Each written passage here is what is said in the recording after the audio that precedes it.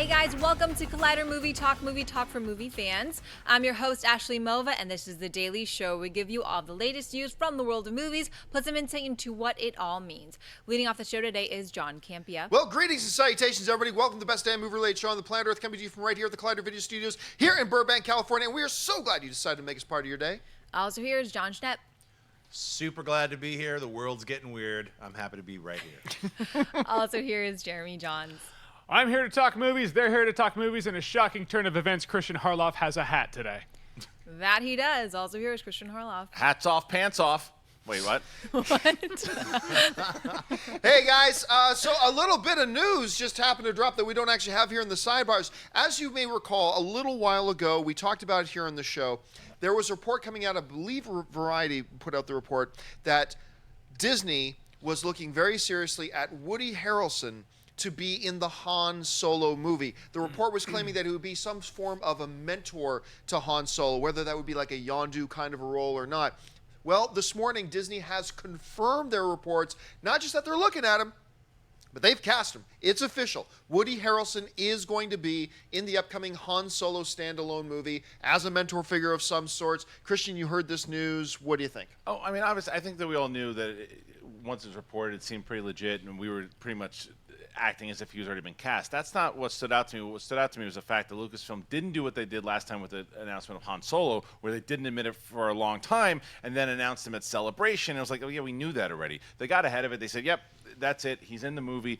Great. That's a great cast so far. I think when we talked about Woody Harrelson being this as the mentor, it makes complete sense. Even if that's not the first person you think of, I want to see what he's going to do, how he's going to mentor young Han Solo. I love it.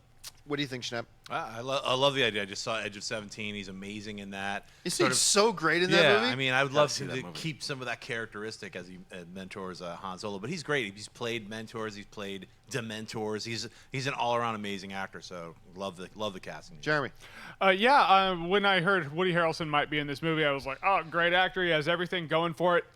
I'm pumped that he's going to be in it if they're going to do it. Over the course of the past week, I had this weird sense. I was driving down the road, and I just stopped, and I was like, I don't think I want to see a Han Solo standalone movie anymore. I don't know why. It's just a switch flipped in my head, and I was like, I want to keep him as the side character. I don't necessarily need to see a Han Solo standalone movie, but if they're going to do it, I'm glad Woody Harrelson is a part of it to make it the best they can make it. Now, did I hear you right? You have not seen Edge of 17 yet? I know, oh, my God. I know. Dude, it's so good. You're not the only person. And when you see Harrelson in it, forget him as an actor. That character he plays, I could see that dude hanging out with Han Solo. Yeah. I could totally see him hanging out with Han Solo at that point too. You know, and I'm kind of with you in that same boat. Right. I have never wanted a Han Solo movie. I've never wanted it. Now it's a Star Wars movie. I'm going to be in line first day, and I'm excited about it. Of course I am, but I've never wanted one. But I think the thing that pushes me over to actually really being excited about it, even though in principle I'd rather they did something else, is Lord and Miller. The fact that Lord and Miller, everything these guys touch turns to gold. Like they did Cloudy with a Chance of Meatballs, did they not? Which I know a lot of you haven't seen it. It's a surprisingly good animated film. Of course, they did the Lego Movie. Then they took a movie I thought you could not possibly make watchable, a 21 Jump Street movie, and look what they did with that and 22 Jump Street. These guys' sensibilities. You bring in a guy like Woody Harrelson now, and now that that's official, I got to admit, I kind of smiled a little extra hard when I found out that the news is now official. All right, let's move on to the first official topic of the day. With the Avengers Infinity War production beginning soon, it looks as though Marvel Studios won't be able to keep the cast of the massive superhero sequel under wraps. Just as Zoe Saldana confirmed to MTV News that she will reprise her role as Gamora, one other future Avenger also confirmed their involvement, Spidey. Spider-Man star Tom Holland recently sat down with Italian magazine L'Uomo Vogue via comicbook.com, where he confirmed his part in the movie, saying Robert Downey Jr. and Chris Evans gave their personal stamp of approval in his casting, saying he could handle 3 Spider-Man films, including Avengers Infinity War. We'll see for ourselves when it lands in theaters on May 4, 2018. Jon, are you surprised to know that Tom Holland's Spidey will also be a part of Avengers Infinity War? No, I'm not surprised. Now, at the same time, I also wouldn't have been surprised if news had come out that Spider-Man wasn't going to be. And I wouldn't have been surprised at that either. Look, they're going to have an awful lot of characters in this movie. They just confirmed that pretty much the entire Guardians of the Galaxy cast is going to be in there. You got a lot of people in this movie. There's a lot of characters there.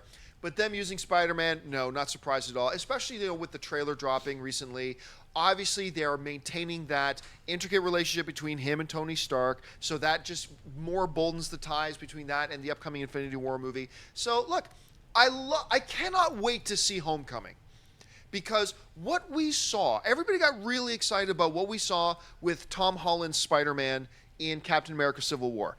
Even though most of Tom Holland's Spider-Man was not actually Tom Holland, it was a CG character. But even that scene in the apartment, he was great in that scene in the apartment. I have tried to withhold myself from getting too enthusiastic about Tom Holland's Spider-Man at this point, because the reality is the sample size we got of that Spider-Man was this big in Civil War. He was essentially in two major scenes, but two scenes, it was this big. But what they showed us, I loved. I think I actually like the Spider-Man Homecoming trailer more than most people do. I thought it was great, so I'm looking forward to him being in it, but not surprised. What did you think? No, I'm not surprised at all. I actually would have been disappointed if he wasn't in the movie. I think that the way that they set him up from being in Civil War, it kind of calls for him. Once again, he works so well with the team, and now I want to see how he's going to work again with them. And I'm with you. I really enjoy the Homecoming.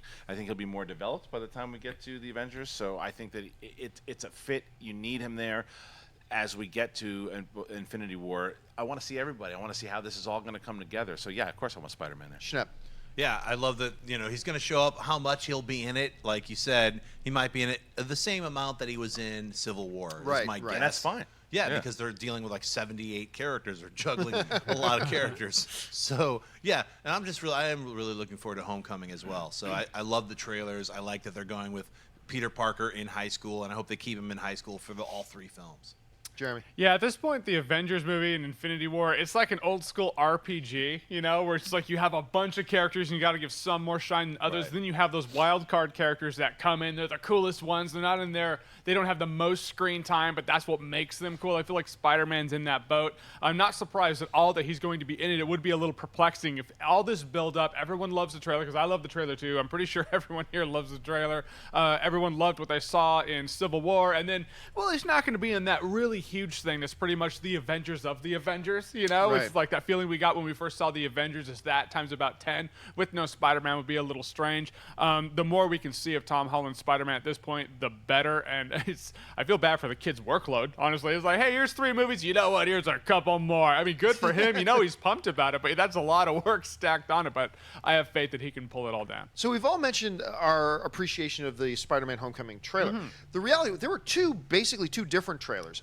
Because the international trailer, quite often when the international version of a trailer comes out, it's like 3 extra seconds or something. Right. It was definitively a different trailer, because that first trailer, the domestic one, was very much a John Hughes high school comedy with a kid who's got something special about him.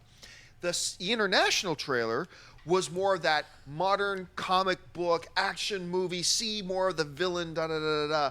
I'm just curious, did you guys have a preference between the two? John Hughes one for sure. Just because, every comic book trailer, like you said, you're like, it's the comic book movie trailer. It's what you would expect from a Spider-Man trailer and any other Marvel trailer. It's pretty par for the course. The John Hughes-ish one brought something new to it that I hadn't seen yet. That's why I love that one. What do you think, Schnepp? I love both of them. It's amazing how music will change things too. Oh, there was right. the same edits, but they had MGMT in the U.S. one, and then I can't remember what the other band was for the international one. But it just by subbing out the music with the same exact shots. But yeah, I liked seeing both trailers because it gave you a little different taste of what's to come. Like definitely we're going to be in high school with the with Spider-Man, but we're also going to see a lot more of Michael Keaton as the Vulture and a couple of other villains. So it was both of them are great.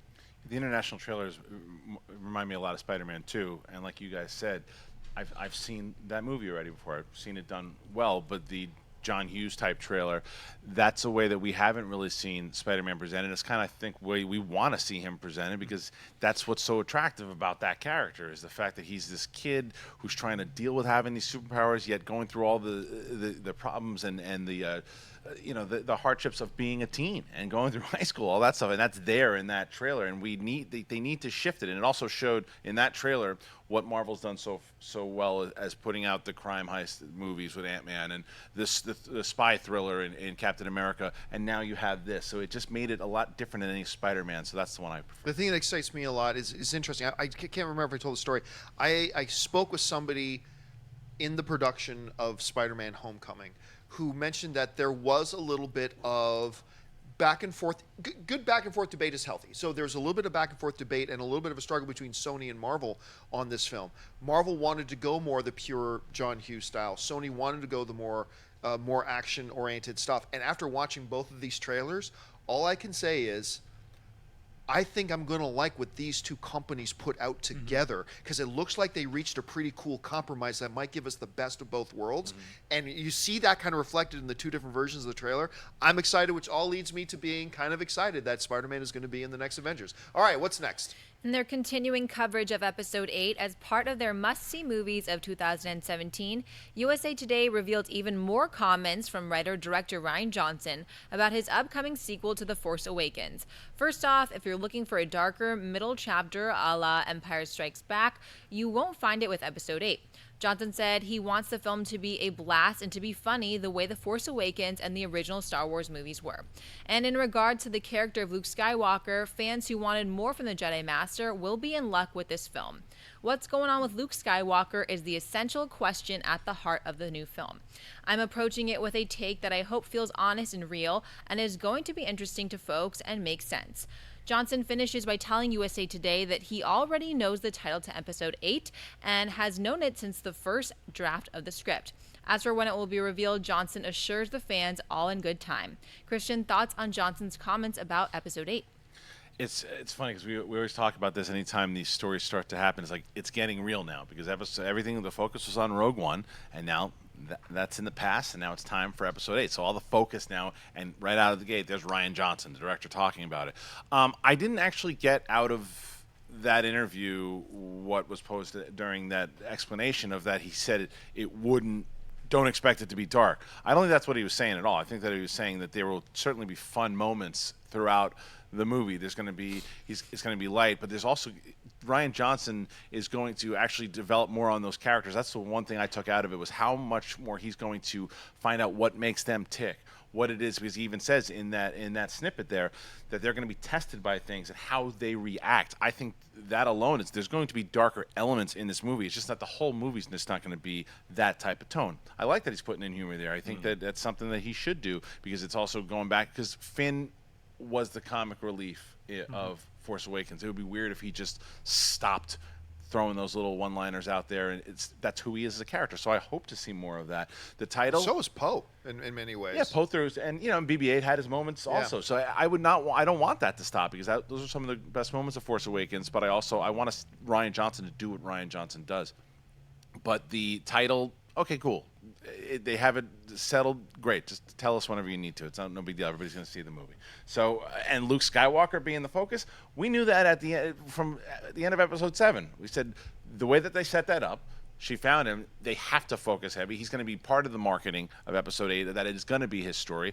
And and the thing is, I was thinking about this too. Is tragically, Luke Skywalker right now, not necessarily in this movie, but he is the last left of the big three. However they're going to wind up handling in real life, and then on the cinema side, it's going to happen. So I think the focus is going to be heavy on his story. We're going to learn a lot more about him and how he's been dealing with everything Luke Skywalker has been dealing with. I think you are dead wrong when it comes to what our perceptions were about what Luke's role in the new movie was going to be. Because honestly, like after watching the end of the Force Awakens, I thought there was a very, very good chance that Luke will be a minor part in 8 of 8, but an important minor part, that he's the one who sends Rey off. I didn't think that's what was going to happen. I just thought there's a really good chance that we're going to get, obviously, more of Luke in Episode 8 than we did in Episode 7, but that he would actually be a key focal figure, that the movie is actually going... What I'm gathering from this and the story about him and Rey's relationship that we covered the other day, it actually sounds like this movie is revolving around Luke Skywalker. And that is a breath of fresh air to a lot of people who may have enjoyed The Force Awakens, which I did very much, but we're a little bit frustrated that all we got out of Luke Skywalker was a cold, solemn stare. I would have liked a little bit more of him, and it sounds like they are fulfilling on this promise. As far as when they're going to announce a title, as we're getting closer and closer to it, I'm starting to believe it's going to be at Star Wars Celebration. And it's not going to be Forces of Destiny. It's not going to be the title of the movie. But I think that's when we're probably going to hear. Jeremy, what do you think about all this? It's going to be the First Order Strikes Back. Mark my words about that. I'm liking. I love hearing you two go back and forth as to what your perceptions are, because I saw Luke. All right, so if we go back to The Force Awakens, a lot of people were mad that Luke was only in the end, and people were mad that Luke didn't throw down with Kylo Ren. It's like I was fine with everything that The Force Awakens did, on the premise that, well, in the next one, there's going to be more. It's like the end of Lord of the Rings, where Frodo and Sam were like, all right, let's go, and then it ends, and people are like, what? It's like, there's another one coming. It's fine, you know? It's like, look at it as a trilogy arc. In that, I want to see Luke as that Yoda/Obi-Wan mentor character who does have a little more to do than possibly either did. I love the fact that he's the emotional center, and you can be the emotional centerpiece without actually being the centerpiece of the movie action-wise, because I think he has a lot on his shoulders. He's like, I trained this guy who straight up murdered a bunch of my Padawans or young Jedi, and then went off and formed the First Order, and that'll mess the dude up. You'll like hang out on a cliff and just stare and for years. So that's what he's been doing. I also see what Rian Johnson said. I agree with you, Kristian, a bit, where he's like, look, I'm not making Empire Strikes Back for the sake of Empire Strikes Back. I'm making a movie. The light side's going to be a little lighter, but the dark side is going to be a bit darker. And so both of these are going to amp up. So you're going to get a little bit of banter back and forth, some of the humor that we know, but there's also going to be, I think there's going to be some low points for our good guys. All in all, I'm looking forward to everything that this movie's shaping up to be. Schnepp. Well, I think you're right. I think Mark Hamill's Luke Skywalker is going to play the Ben Kenobi in this episode, where he's going to be training Rey and also kind of giving her a lot of the backstory, just like Ben did to his father. Like, so it's kind of weird. It's almost a role reversal, where Rey is bringing back Luke's lightsaber, just like Kenobi gave him Luke's lightsaber. There's a lot of mirrors that you could look at. I'm hoping it's Mark Hamill's the very first line out of Star Wars is, what took you so long? You know? Yeah, finally. But I think he has been waiting for Rey. I think that's kind of the thing that where did she get all these instant force powers? You know, I think there's some kind of like, some subliminal things where she's been, some part of her past has been hidden, and he's been waiting for her to find him. So I can't wait to see it. All right, guys. Well, it is Wednesday, which means it's time for us to talk about that little segment I call the Feeling Old segment, which is AMC Rewind, brought to you by our friends at AMC Theaters. This is a segment of the show where we celebrate the films turning 10 years old this week and the films turning 20 years old this week. Celebrating their 10th birthdays this week, we've got Alpha Dog, Primeval, and Stomp the Yard. Celebrating their 20th anniversaries this week, we've got Beverly Hills Ninja and Metro. So, Schnepp, let's go to you. Which of these films stand out to you the most? Nothing from 20 years ago. From 10 years ago, Alpha Dog is the one that sticks out to me. I thought it was great. It's Nick Cassavetes directing. It definitely had Emil Hirsch. It had, I believe it was Justin Timberlake's first, big meaty, supporting cast role. It's a great film. It's disturbing. It's a very unique film. If you haven't checked it out, that's the one I would recommend. Jeremy, which of all these films stand out to you? It's funny, like now looking at the poster and hearing your synopsis, I'm like, wait, I did see Alpha Dog. That's like clearly the better one of the ones up there, but Beverly Hills Ninja for me, because I remember watching it. I had the soundtrack just for that Listerine commercial song, the Tarzan Boy song when he's on the palm tree. I had it just for that. It's a dumb movie, but I laughed 20 years ago. I don't know if I'd laugh now, but it's the one I remember. It was just a summer where I just binged a lot of movies. It was like Scream and Beverly Hills Ninja and 100 other things, Con Air. You heard stories, because Kristian brought you hear stories about there are a couple people out there that actually kind of liked Metro. I was one of those guys. I was that guy. I thought actually Metro had its upside at the time. Not a lot of the rest of it stands out to me very much, but it was one of that. It's just the time of the month, man. What did you think? I just think that January has been terrible for a long time. And you look at those movies. I mean, Alpha Dog is clearly the best out of all of those movies with Cassavetes and that cast. But I still remember being disappointed because I wanted it to be great, and it was fine. Everything else, Beverly Hills Ninja, I guess, because I was a Chris Farley fan, but it's not a good movie, and it's pretty dated. Yeah. Nothing was good. Most things are terrible on this list. All right, guys, we start part of the show now for Buy or Sell. Here's how this works. In front of her, Ashley's got a few other items in the world of movie news. She's going to run them down. Then those of us at the table are simply going to say whether we buy it or sell it. So, Ashley, what's up? The Producers Guild of America have announced their nominations for the Best Picture of 2016, and by far the biggest surprise of the bunch was a nomination for 20th Century Fox's wacky superhero action comedy Deadpool. As for what it means for its newly invigorated Oscar chances, we'll have to wait and see when the Oscar nominations are announced on January 24th. Schnepp with a WGA nomination and now a PGA nod, buy or sell Deadpool actually receiving a Best Picture nomination. Wow. I mean, it seems like it's in the bag right now. I think it's cinched. It's going to get an Oscar nomination. I believe, the chances of it winning for writing is very high. Not as high as, for writing. As Winning or being nominated? For being nominated. Oh, for being nominated. Yeah, Okay. I think it's going to be nominated for writing as opposed to for the producing part. But that it's in both of these categories is fantastic. And you never know. It could win, but I don't think it will. But on the question of what are the chances of it being nominated for Best Picture? Okay, look, when the Golden Globe nominations came out, which are useless, I say it doesn't mean anything. Right. They're doing that just so Ryan Reynolds will come. So that's fine. So you brush that away. What piqued our attention was when the WGA actually nominated for Best Adapted Screenplay. It's like, but wait a minute, the WGA is a real thing. Right. I mean, and they're nominating what? The PGA is as real as it gets, and they nominated Deadpool?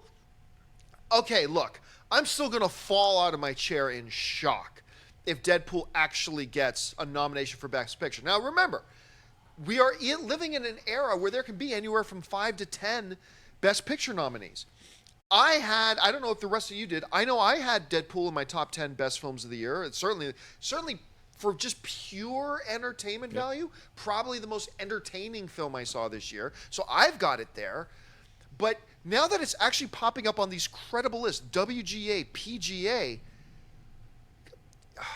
if there's 10 nominees, could that bottom 10th slot actually be Deadpool? Most definitely. You would say it would. Yeah, I mean, because it was in my top 10. It was actually number 10. Man, I still can't see it happening. But at this point, I wouldn't bet big money on it. Like 2 months ago, I would bet you all the money in the world, no way is Deadpool getting a Best Picture nomination. No way. I still don't think it will. But I wouldn't be willing to risk my livelihood on it at this point now with the WGA and the PGA getting. I don't know, Jeremy, how do you see this? Yeah, that's a lot of guilds bringing a lot of possibilities to we the people. And that's how I see things, too. It's like, do I think so? No. Would you put money on it? No, that's a different question right there. I see everything in terms of Vegas. What can I say? But in terms of Best Picture, less likely. Best Screenplay? Yeah, I think it'll get a Best Screenplay nomination. Win, that's a different story. Best Screenplay nomination, sure. I don't see the Best Picture nomination happening, but Screenplay, I think that's actually a certain possibility. I just want to see that picture actually happen. I want to see Ryan Reynolds in a Deadpool mask and a tux. Over under 25% that Ryan Reynolds shows up at the Oscars in a Deadpool mask. Under. That'd be amazing. I'll go over. I'll go as high as 30%. 30% that I will say that they get happens. nominated. There might be a sketch that they show of him in the costume. Oh, I'm sure there's going to be something that opened up. But really, what's the chances here? I'm going to sell that it gets nominated for Best Picture, but I was the only – everyone looked at me like I was an idiot last week when I said 95% that it was getting nominated. In our for defense, Best we kind of look at you like that all the time. Well, that's true, but for this particular thing, I had 95% that I think that it was going to get nominated. I'm bumping up to 99% that it gets nominated for screenplay. I think that everything that's been getting paved the way, and I think that for the fact it was a really well-written script, it deserves to be. And I think that it's also, there's been so many complaints, and the comic book movie genre has changed significantly over the last 10 years. Yeah. And there's been so much talk about how it's disregarded. Maybe this is the one that they say, we got to call it what it is. It's a well-written script, and they nominate it. Now, I was going to say, think about it. It's got 66% of all the nominees to get into the Best Picture because it's got the Writers Guild and the Producers Guild. Didn't make it in the Directors Guild, but that's a 66% of it getting into the top 10 for nominated for Best Picture. We talked about this the other day. Ben Affleck, got he won the DGA and didn't get nominated. I mean, it's weirder things. Yeah, I was going to say, you remember when Two Towers came out, and I think it was the MTV Movie Awards, but bear with me on this, that Andy Serkis won, and then when he's accepting his award, Gollum comes out and snatches it from him and starts raging out. I feel like if it wins, we're going to see something like that. Someone's going to accept the award, and then Deadpool's going to come out and start talking trash. It's going to be hilarious. Okay, so let's look at it from two different ways here. Let's look at Deadpool from Best Adapted Screenplay. Okay. Schnepp, out of a percentage, what's the percentage chance that Deadpool gets an Academy Award nomination for Best Adapted Screenplay? Probably, I'd say 88%. I'm not as credible as Schnepp on this. I was going to say 75. I'm going to go 60% that it actually gets nomination for Best. You heard mine. 98%. 98%. I hope okay, so, but now let's go that to then. What are the chances? Because the PGA, I mean, that's really, there's a reason why when a movie wins Best Picture, it's the producers who go up and collect the award. So, listen, hey, percentage chance that Deadpool actually gets nominated for Best Picture. 35%. I'm going to go 20%. Yeah, I was aiming right at the 20-25 mark to 20. I'm at 55%. So you're the highest. It's because it's WGA and PGA. If it was just one out of the major three, then I would say probably not. But because it's both, I think That's it's got why a I higher went chance. as high as 35, yeah. All right, what's next? Disney has released a new Cars 3 trailer adding more plot and character info to the third movie in the franchise. Directed by Brian Fee, Cars 3 tells the story of legendary Lightning McQueen, Owen Wilson, who was suddenly pushed out of the sport he loves to get back in the game. He will need the help of an eager young race technician, Cruz Ramirez, with her own plan to win. Cars 3 features the return of Larry the Cable Guy as Mater, Bonnie Hunt as Sally Carrera, and Cheech Marin as Ramon. It's set for release on June 16, 2017. Jeremy Byers saw the first full trailer for Cars 3. Geeter didn't sell. It's really funny about this trailer is I'm watching it and I'm like, are you sure this is the new trailer? And so I was like, yeah, it's new. And then John comes over and he's like, are you sure this is a new trailer? I mean, it's 90%, about 65% the same trailer. But the fact is, the Cars franchise has never been that thing. I'm like, oh yeah, totally Pixar, you totally did it. Now it has a 3. There are movies that deserve a sequel that haven't even gotten a 2. I love you, Incredibles. That's awesome. There's no Incredibles 2 yet. It's the same formula, and I feel like there's a couple references because there is a movie formula that this follows. I'm going to say it follows The Dark Knight Rises because I know Kristian has another reference he wants to make. I'm not going to steal that from him because I'm a nice guy, That's Kristian. nice. But yeah, like, oh, I'm the best. I'm not the best. Someone else is the best. All right, now I got to work to be the best. Dark Knight Rises, but I've seen it before. What do you think? It's like Scrooge McDuck. No, it had elements of Rocky 3. That's for sure. the one. It had elements of Rocky 3, but it also reminded me of the same storyline they did with their direct to Blu-ray Planes 2 or Planes 1, whatever it was. Never saw it. That's fine. But what I will say about this movie, there are a lot of people out there that are not Cars fans and that say it's probably the least favorite. The first one was watchable. The second one was garbage. It's so stupid, that second one. And they took their lead guy in Lightning McQueen. He's not even the lead in that movie. And it sucks. But the third movie, they're going back to Lightning McQueen. So I understand that they're doing that. I don't care about this movie. I'm going to sell the trailer just because my interest is, who cares? I'm going to sell the trailer because it's not that good. Schnepp. I've never seen Cars. I've never seen Cars 2, and I will not see Cars 3. I hate the idea of cars. Where are the humans? Who builds these cars? How do they have barns and stuff and like weird airplane hangars? But that's not why you don't like it. It's not why I don't like it, but watching this trailer made me even more angry and hate more about the whole cars industry. So anyway, I hate this. Everything about cars I sell and destroy. Nice. All right, you know what this reminds me? I can't remember. One of my buddies on Facebook, I think, floated out this long theory that the universe of Cars was our universe, but at some point the machines rose up and killed all the humans. Amazing. So Cyberdyne Industries, but told like children's. Yeah, because they're like, why do these cars have seats in them? These guys murdered all the humans. And it's like, there's a great sci-fi horror story. That's exactly where my mind goes. Though when I watched this trailer, I was like, who built all this crap? Why are they going into a barn? Where are the humans? It's like Cybertron. It's like Cybertron. It's Cybertron. It bothers me. All right, what's next? The first trailer for Dark Knight has hit online. The movie, loosely based on the Aurora, Colorado theater shooting that happened during The Dark Knight Rises, debuted at last year's Sundance Film Festival to rave reviews. The movie follows the activities of 6 strangers over the course of one day, from sunrise to midnight, with the shooter among them. It is directed by Memphis director Tim Sutton and is scheduled to hit theaters in a limited release on February 3rd. John, buy or sell the first trailer for Dark Knight? Haunting. It's a tough trailer to know how to talk about it. It is from the moment that it opens, it doesn't try to catch you with flashes and energy and cuts and edits. It is a haunting trailer because if you know anything about the project before watching the trailer, you know what this is all leading to. And look, we had a discussion around the table this morning. This is a discussion I've had with people before, and internal monologue I've had with myself too. Whether you're talking about any kind of 9/11 movie, whether you're talking about United 93, was that it? United 93, or whether you're talking about Patriots Day, or whether you're talking about things. The question will always come up is like, why are we making these movies? What's the point? Is it to capitalize on them? And you know what? I've always had the feel, my personal perspective, and there's a lot of valid perspectives on this, this just happens to be mine, is that these are the types of stories I think need to be told. I think these are stories we have to tell, and by proxy, these are conversations that these movies spark that we need to have. Does making a movie about, United 93, does that glorify what terrorists did that day? No, but it tells the stories of the people that lived within them, and I think it brings home messages to us without glorifying what happened and what went on.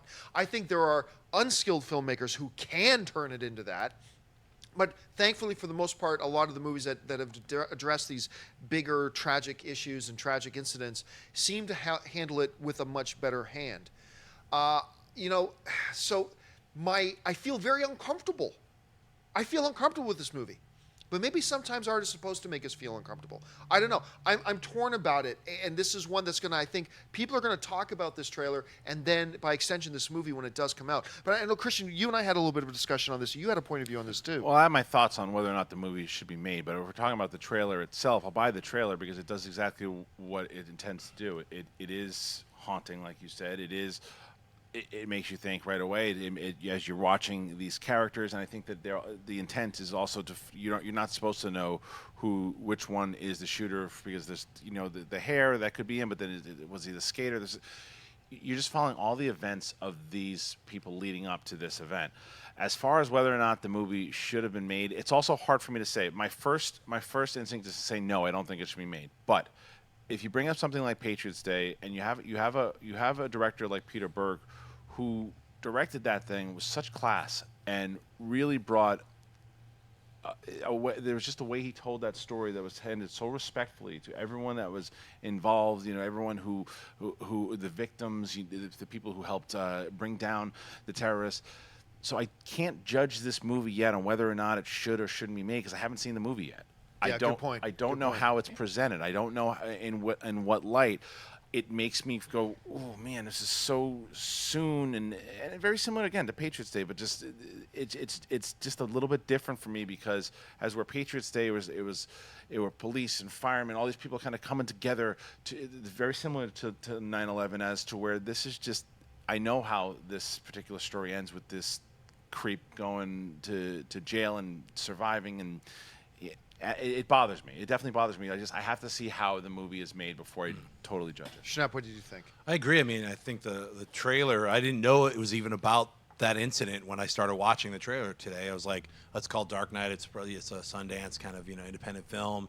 And as we were all watching it together, as it started to unfold and we started to see a little bit more of the theater and certain things like that, it really is a very creepy, tonally, horrifying trailer. It's it's a horror movie in slow motion. It's sort of, it feels like if what we saw in that trailer is able to get through in the film, you'll be an emotional wreck by the end of the film. So I Jeremy. feel it could be, a very important film. Yeah, I know what you guys are saying about it. Here's the way I watched it, or I took away from it. Because, you have Patriots Day. It is Peter Berg, Mark Wahlberg. You know it's in good hands, and you trust them. It's kind of like a babysitter that you know. Right, You're like, yeah. okay, you can babysit my kids. I don't know who directed this. I don't know anything about the person. So it's like, you have no Yelp reviews. I don't know if you're going to handle this with any sort of, I don't know how they're going to handle it. If they do it on the perspective of, all right, there are a few people, you don't know who's actually going to be the one to snap on this event. That's a fascinating angle to where it's like you don't know who around, like normal people just lose it sometimes. I don't know if they're going that route. I don't know how they're going to do it. It is an unsettling trailer for sure. Could it be too soon? Yeah, possibly. The title Dark Knight's a bit on the nose. I don't know what element of class they're going to handle this with. And so in that, the movie's going to have to prove it to me, whereas Peter Berg, you knew where he was going with Patriots Day. You knew that there was that ray of light of people coming together. This, I don't think is going to be about that, but I do know what you're saying, where you watch the trailer and you're like, I don't know if I want to watch the movie, but in terms of the trailer itself, the trailer was effective in what I think the trailer wanted to do, so good on the trailer. All right, guys. Well, listen, I want to remind you that we do this show live every day, Monday through Friday. And when we do the show live, we like to save a little bit of time at the end of the show to take some of your live Twitter questions. If you're watching us live right now, make sure you're following us on Twitter at Collider Video, and you can start firing in those questions now, and Wendy will pick a couple out near the end of the show. I also want to remind you that Movie Talk is not the only show on Collider Video today. The newest episode of Collider Nightmares went online a little bit earlier this morning. You can go find that there. And, of course, yesterday, the newest episode of Jon Schnepp's Collider Heroes went up, so keep your eyes open for that. It's online right now. All right, with all that out of the way, it's time for us to get to Mailbag. Look, if you've got a topic or a question you'd like us to address on the show, just email us anytime at collidervideo@gmail.com. Ashley, what's in the mailbag? Patrick writes, "Hey Collider people, I've got a question for you all. Something you may need to stretch reality for. With Neil Blomkamp's Alien film, if it gets made, ignoring Alien 3 and Alien Resurrection, as it is rumored to, can other franchises simply ignore entries they wish weren't made? If so, what are some movies? And here's where you have to allow reality to bend. Could Star Wars ignore episodes 1 through 3 as they were received poorly by fans? I'm not a hater on the prequel films, but I can't help but wonder what they could have been under Disney. Thanks for bending reality with me. Love the show. Bring on the filthy each and every day." There are some great examples out there of franchises that, instead of rebooting, continued but ignore previous things. One of the great examples of this is, of course, here's a funny thing. I call the 3 worst disasters all time of Hollywood big production films. 1, of course, is Battlefield Earth. Ooh. 2 is Catwoman. And 3 is The Highlander Part 2. The Quickening. The Quickening. The planet Zeist. That's right. When Highlander Part 1 is actually in my top, always has been, in my top 10 favorite films of all time my entire life, the original, right? Highlander 3 completely throws number 2 out the window. It references nothing in it. It pretends a whole bunch of stuff that happens in number 2 just didn't happen. And Highlander 3 was actually modestly watchable as a result of that. So yeah, you can do that. With Star Wars, there's a difference between kind of ignoring, because we're not seeing a lot of prequel movie stuff. We're seeing a lot of prequel era stuff mentioned, but not necessarily prequel movie stuff that gets brought out. You notice we never heard the word midichlorians in episode 7. I guarantee you ain't going to hear it in 8 or 9 either. All that kind of stuff. But here's the thing. There are, and look, if you are, I say this all the time whenever I talk about the prequels. You all know I hate the prequels. I do. I really don't like them at all. But I think if you like them, that's great. I mean, it's wonderful that you like them. It's all subjective completely. But here's the thing to me, the way the prequels are to me, and I think this goes directly to your question. A lot of us have that uncle that dropped out of high school, has several addiction problems, just had their 4th divorce. They're 41 years old and still live in your grandmother's basement. Nobody likes it when he comes around. Nobody really wants him to be on the Christmas card list, but he's family. Regardless of all of that, he's still family. And you can't just wipe him off. He's family. Those are the prequels to me. They are that 41-year-old, addicted, 4th divorce, uncle that still lives in his mother's basement. But guess what? In the Star Wars family, the prequels, no matter how much you may dislike them, no matter how much I may dislike them, they are family. And they are, and here's the big word, canon. You cannot just wipe them out from existence. They're there. They're a part of it. We need to deal with it. And guess what? There are some good things in them that you can build on in future movies if filmmakers so decide to do. So look, they're there. You cannot wipe them away in Star Wars. I don't know. What do you think? Yeah, I agree. But there's certain families that don't follow that rule. Like if you look at like Rocky V, the doors will be shut and you're not getting in for Thanksgiving. But with Star Wars, I agree with you 100%. And the thing is, with Star Wars, the difference is with the prequels, you clearly have people who hate them. You have people who have a lot of problems with them. I have actually started to come around on them more, and I'll tell you why in a second. But there are other people out there who really enjoy the prequels. There are really people out there that will fight to the death for the prequels and love them and grew up with them. And no one says that about Highlander 2. Yeah, It just doesn't happen. So there are certain movies that you can just wipe from existence. Star Wars is not one of those. The things with me as far as why I have come around to the prequels is because for a long time when I thought the prequels were the last Star Wars movies I was ever going to get, my disappointment took me over. My disappointment was like, this is the last time I'm ever going to see Star Wars. Now that has happened, that has not happened, and we have new Star Wars movies, I look at the history more of what the prequels are. I look at the storytelling and what happened in the prequels, and it is very relevant to everything going on in the Star Wars world. You cannot erase them from history for the fact that the people who really love them and the fact that they have a lot to do with the ongoing story that's being told today, whether it's in the movies or in the books or in the comics. So no, the prequels will never be touched and shouldn't be. But there are certain movies, like even with Predator, like what are they going to do? Are they going to take the new reboot? Are they going to go right after the events of the 1987 film, or are they going to actually? Gary Busey was in the movie and should be acknowledged as such. What's going to happen with Part 2? I don't know. There's certain movies you can do that with. There's certain you can't. Jeremy. Gary Busey saying the lions, the tigers, the bears, oh my, should never be wiped from existence. Yeah, Terminator's another one that did that. It's like it was Terminator 1, 2, and then Genesis was like, no, we'll wipe the other ones away. And now everyone wipes away Genesis. But Terminators 1 and 2 are always and will remain. Aliens is another one. Sorry, one that did it in a good example of good movies, X-Men, Days of Future Past. Yeah. You look at that kind of wiped away a lot of movies. Yeah, so. right. Yeah. But all of them are still, a lot of them are cherished, but X-Men Origins Wolverine never happened. But I see the prequels like you do, because I recently rewatched the prequels just to do it. I was like, I need to see this again. Episode 1 is not good, but it has good concepts in it. And that's what a lot of the prequels do. It's like there are good concepts politically in there, just the execution was horrible. Attack of the Clones did nothing right. But Revenge of the Sith, I see a lot of where he was trying to go in it, and I was like, no, there is something good in there. There are just trip-ups like Anakin just turning in a second. Like, yeah, I'm sure the Jedi are bad guys. Let's kill some kids. But, yeah, it's canonically speaking, they're in there. And that's what a lot of the extended universe has done for the Star Wars movies. I know we're concentrating a lot on Star Wars when it was a general question. But a lot of them are like, all right, Clone Wars brought validity to the events leading up to it. And then, some more extended universe stuff like Rebels is bringing some validity to that. And so I like what they're doing in the sense that they're like, we're not going to wipe it away. We're just going to smooth it out a bit and make it bearable. But like you guys said, there are people who love the prequels, and so it would be kind of a dick move to be like, nope, those don't happen anymore. Screw you guys. Your fan base is kind of divided 50-50, so I'm glad they're doing what they can for damage control. Schnepp. I think the damage control began with Clone Wars, where they started to hey, let's retrofit a lot of these mistakes from those prequels. I think the only one that I'd allow into a Christmas dinner is Revenge of the Sith. Right. It would be after we've had the full course meal. It'd be in for later drinks. Okay, Sith, you're come on in, because the other two are just pretty much hard to watch. They're really hard to watch as an adult. And I agree with what you said.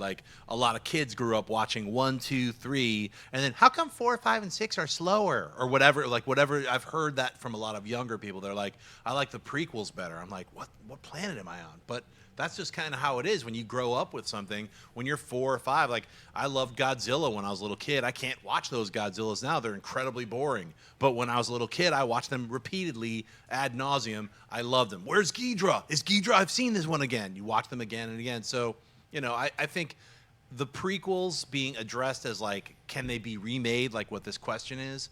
Should they not be addressed, or should they just be forgotten about? I don't think so. But I think what what Rebels is doing now, and all of the newer Star Wars films are trying to address some of those issues that were brought up in the prequels and making them suck less. So I think that's good. Well, there is one franchise that could absolutely, if you took the last movie off and ignored it, everyone would be okay, and that's Die Hard.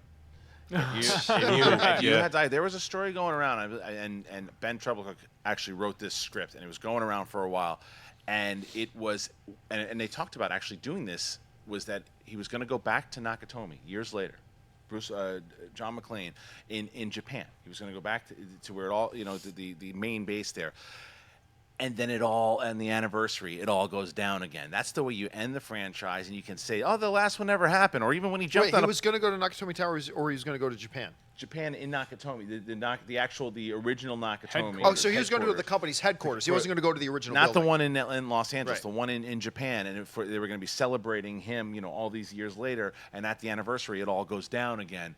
And that's like, yeah, let's if you can get real Bruce Willis back, let's do that. Like if he's not checked out and he's not pretending he's just Bruce Willis running around for a paycheck and he's John McClane again, let's do that. And I'll forget that he was jumping around on a plane in the fourth one, and that the last one, God knows what disaster I was watching with that. So get rid of those two movies. All right, guys, I said we'd save some time to take your live Twitter questions. We're going to do that right now. Wendy, what have you picked out? Car Against Humanity writes, Power Rangers comes out in 2 months and we still don't have a full trailer. Should we be worried like passengers? Should we? Which movie? I didn't hear what she said. Power Rangers. Power Asking Rangers. for the trailer. No, Yeah, we have a trailer. Well, we had did a have a trailer. trailer, but it's not a trailer that shows like, oh, here's how. haven't It's seen the it's Power a teaser Rangers yet. trailer. So I do see what you're saying. It comes out in 2 months. When I worked back in my day, when I worked at the movie theater, 2 months before the movie came out was pretty much par for the course as to when the last trailer would come out. So I feel like we're going to get a new trailer soon. So I'm going to be apprehensive about whether or not I should be concerned. Super Bowl. That's when we're getting Super Bowl? Yeah. We're getting a Super Bowl. I'm not worried about it at all. I think that's the perfect time to market it, to get it out there right around, like, it's coming out when, March? Is that when it comes out? I think it's March. I can't remember. So yeah, and then we've already had a trailer. We just had the imagery come out, and they've been talking about it. Yeah, this is not a passenger situation. I'm just whatsoever. looking forward to seeing what the fighting style of the movie version of Power Rangers is going to be. So. You're like, are they going to be Shotokan karate? I'll be there Exactly, with you. yeah. Let's see. All right, what's next? Abby writes, as a British Collider fan, I was wondering if you guys pay attention to the BAFTAs. Pay attention to, yes. We don't normally address them here on the show because we're based in North America and it's not as applicable to us. But yeah, do you guys pay really close attention to them? Yeah, at the all? BAFTAs matter. I mean, it's it's always fun to hear like when different actors or writers or producers or directors win different awards all around the globe. So yeah, pay attention to them. Yeah, it's like a movie trailer thing. Like the winner of the BA, so they're, like you said, they're relevant, but they're never on the forefront. Like, oh my God, I got to see it now. Yeah, I definitely pay attention because it's also curious to what we were just talking about with Deadpool. Is it's just what everyone from all over is thinking about particular movies that came out this year. What's everyone talking about? And absolutely, I pay attention to that. But the BAFTA awards do primarily focus on British-made film.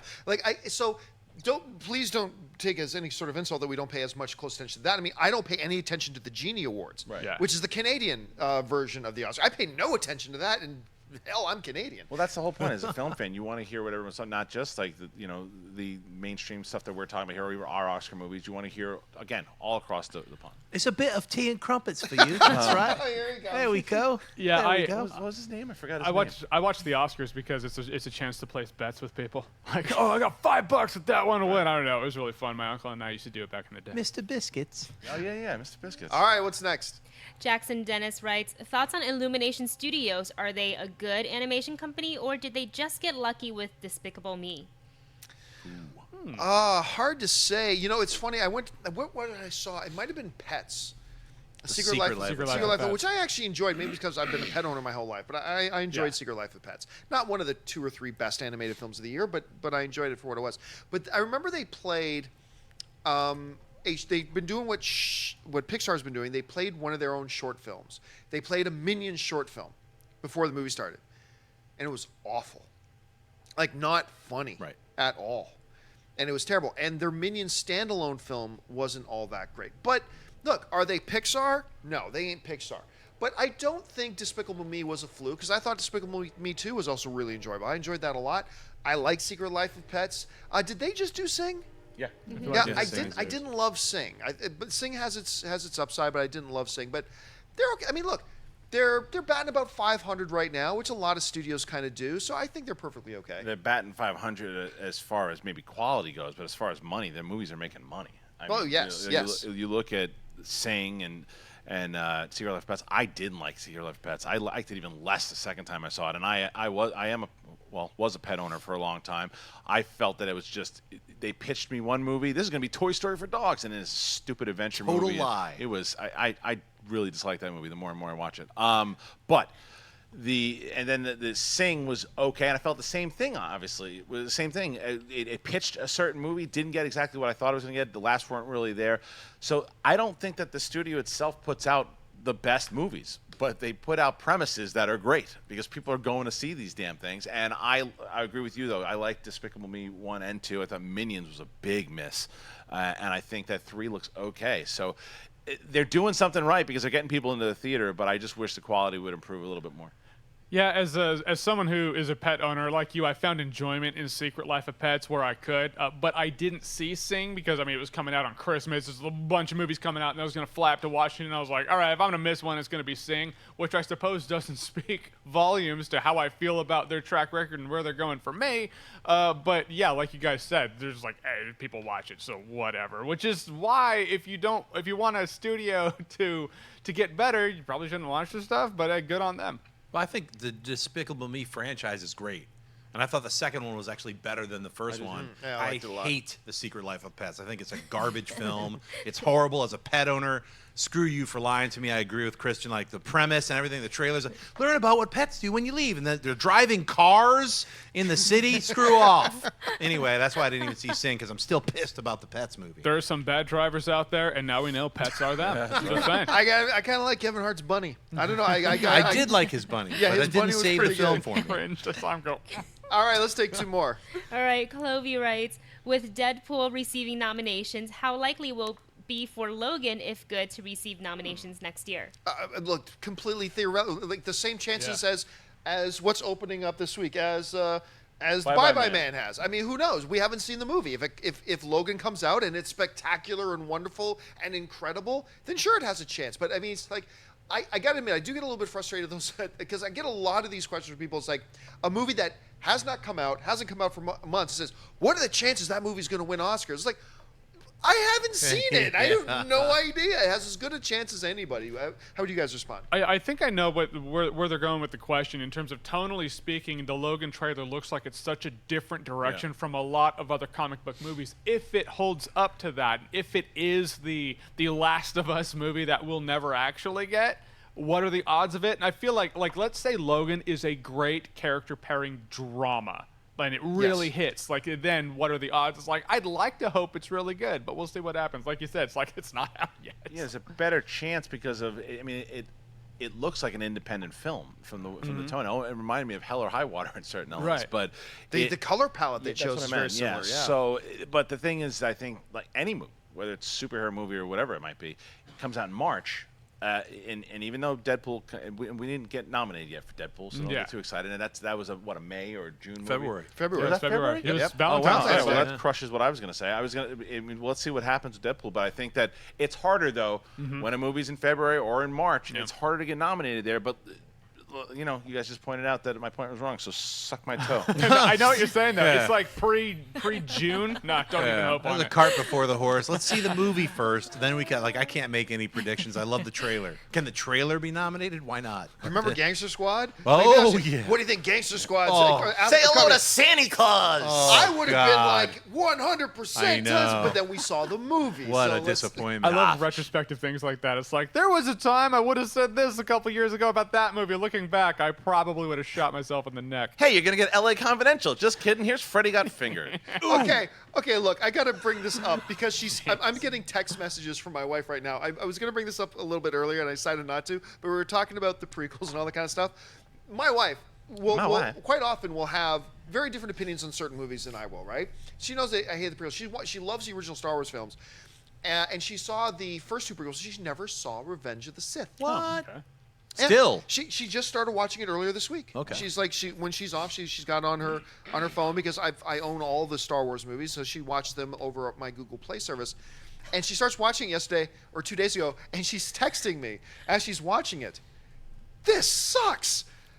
Then later, like 20, 30 minutes later, please tell me this whiny piece of shit doesn't turn into Darth Vader. And then she just texts me again about, this is truly unwatchable. So it's like, anyway, I only brought that up because she just sent me a text. And that's the best of the trilogy. Yeah, And that's the best of the I do think Revenge of the Sith is the most, I'll say, endurable. I think it's the one I can sit down and watch and not feel physical pain watching it. Yeah, To quote Mark Riley, henceforth you shall be known as Darth Vader. so many missed promises in that whole thing. I swear. He was like, "You will know why he's Vader. You will know why Jedi disappear." We never. No, but got a clear Palpy's the best part of that movie. Yes. Every time he's on screen, that's right. Him fighting Yoda, I'll watch that forever. That's so great. I'm getting notified here that Ashley's getting wet over there, so let's wrap this thing up. Sucking that toe, like it threw me off. There's a leak in the roof, is what I meant, and they just text me that there's some water falling on her. All right. Welcome to never Collider. typed a word. It's getting wet over here. I never I was typed about those to say words. Ashley's getting wet, so let's hurry up and finish the show. Hey, So- as long Why as did the it's not- stream just yeah. crash? It's not. I'm swiping right. I'm swiping right now. Answer me. I'm swiping right. Thanks for watching the last episode of Collider Movie Talk. Oh, no. Okay, Wendy, what's next? What's the well, final Oh, we're gonna question do another one. today? I don't know how we got there. That. All right. AJ Rose to the rescue with the question: with Spider-Man joining such a long list of characters in Infinity War, which heroes do you give the most screen time to? This is highly irregular. Dr. I tell you Stretch. what. Mr. Stretch. Strange. Stretch. Mr. Stretch. I think they're going to keep. Look, the two main guys in this universe is Captain America and Iron Man. They're workhorses. They know those are the ones that bring in the most dollars and stuff like that. I think your focus, the main focus. I think there's going to be, like in the original Avengers movie. One of the things Joss Whedon did with that original Avengers movie that was so good was that he balanced out the screen time and made it feel literally like all of their films. It felt like a Thor film and a Hawkeye film, and it felt like that. Whereas Captain America Civil War is clearly a Captain America movie. I think if there's going to be a majority of attention is going to be paid on those two guys still. What do you guys think? Oh yeah, they're the bread and butter, man. They're the money makers of the whole thing. They're the flagship characters. No matter where you were on Civil War, they were the main stars. They're going to be the main stars in this one. I agree. Well, you remember we're jumping off from Thor Ragnarok, and that's kind of where Avengers is picking up. I mean, I know we have I think Black Panther in between, but I don't think Black Panther is going to really deal with a lot of the Infinity Gauntlet stuff. But my guess is it'll be like literally like 3 kind of mini stories to build up Avengers Infinity War. You have Cap and his Avengers, and you have Iron Man and his Avengers. Because remember, it left with the team split up. So we have 2 split up teams, and Thor kind of shows up with Hulk and be like, look, we've got all these like Infinity Gauntlets or whatever, Infinity Stones. I think that's what's going to happen. I think Thor, springboarding off of Thor Ragnarok, and now we're here in Infinity War, he should be like, I don't know, I got a vision, I need answers, this other planet needs me. He just takes off, we never see him again. All right, guys. Well, that will do it for this installment of Movie Talk. Thanks so much for joining us. I want to thank the people sitting at the table with me. First of all, sitting over there, Mr. Jon Schnepp. Schnepp, where can people find you online? Hey, you guys can find me talking about Infinity Stones, getting wet, doing all kinds of crazy stuff online at Jon Schnepp on Twitter and Instagram. Check out Heroes. See you guys later. Jeremy Jahns. You can find me at YouTube, Instagram, and Twitter at Jeremy Jahns, Facebook at Real Jeremy Jahns, and on the Verizon Go 90 network with my new show, Awesome Tacular. We get wet there too. Kristian Harloff. You can find me on my brand new show, That's My Toe, on youtube.com-ish. Find me at Kristian Harloff, Twitter and Instagram.